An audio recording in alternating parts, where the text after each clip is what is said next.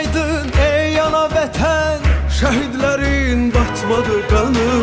Sefer çaldın bu savaşta sen, Qalib adım gəzdi cahanı, uca dağlar boyandı nura.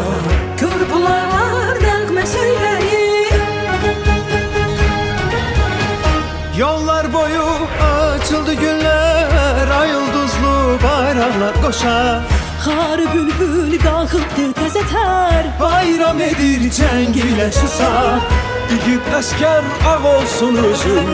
Sağ ol desəm alsalar sənə, Azad edib torpaqlarını, fərəh verdin millətinə.